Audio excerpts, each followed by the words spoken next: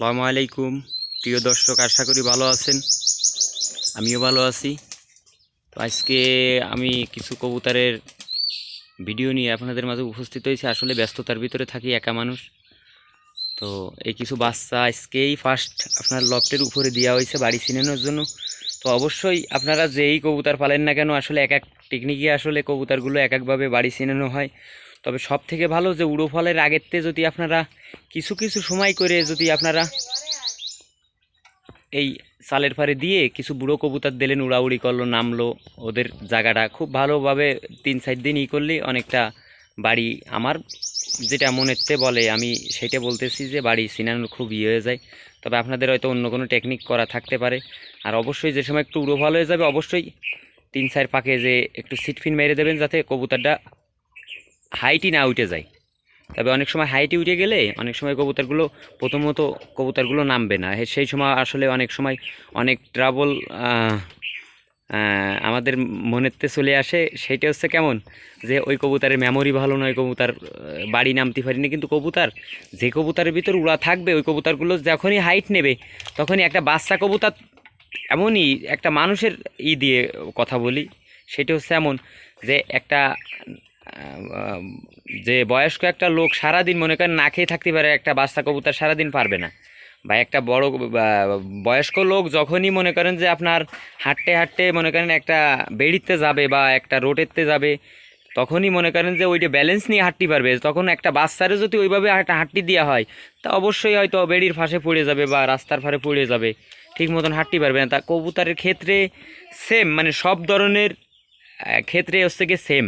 তো বাচ্চা কবুতরের অবশ্যই একটু আপনার প্রশিক্ষণ দিয়ে কবুতরগুলো ছাড়লে ইনশাল্লাহ কবুতরের নিরাশ করবে না। তার পাশাপাশি কিছু বুড়ো কবুতর দিয়ে আছে আমার এই লফটের পারে, দিয়ে বাচ্চা কবুতরগুলো এক জায়গায় রাখিছি। 3-4 দিন ইনশাল্লাহ দেওয়ার পরে বাড়ি চিনে যাবে।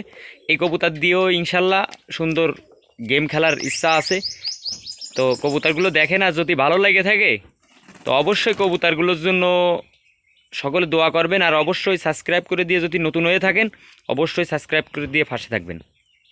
তো এই ছিল হচ্ছে গিয়ে এইবারের বাচ্চা। আরও কিছু বাচ্চা 2-4টে বাচ্চা আছে খোপের ভিতরে।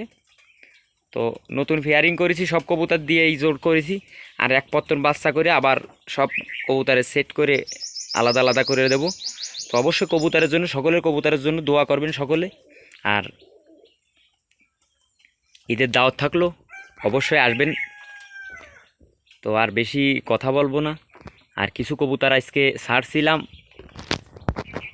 দেখা যাবে না আকাশে হালকা হালকা আছে, হাইট নিয়ে গেছে কবুতর। সকালে ছাড়িলাম তো 2 পিস কবুতর আপনার দেখা যাচ্ছে না, জুমেও আসতেছে না। তো আসলে পরে দেখা যাবে। তো বাচ্চাগুলো কেমন ছিল সেইটা বলবেন, কমেন্টে বলে দিয়েন। আর অবশ্যই যদি চ্যানেলটা ভালো লাগে থাকে অবশ্যই সাবস্ক্রাইব করে দিয়ে পাশে থাকেন। কবুতরগুলো দেখেন ব্যালেন্স কেমন। কবুতরগুলো আসলে কবুতরগুলো এই লফটের ফাঁদে আমার আসলে নিচেই মাটির সাথেই আমাদের ঘরটা করা। তো আসলে আমাদের ছাদ নাই, এইভাবেই করা। কিন্তু এই লফটের পাড়ের থেকে মনে করেন কবুতরগুলো নিচেই পড়তে পারে না, এরকম। তো আর সামনে হয়তো অন্য কোনো ভিডিও নিয়ে আপনাদের মাঝে উপস্থিত হবো। অবশ্যই আমার চ্যানেলটা সাবস্ক্রাইব করে দিয়ে পাশে থাকবেন। আর সকলে বাগেরহাট কাস্টের সাথে থাকবেন। আসসালামু আলাইকুম।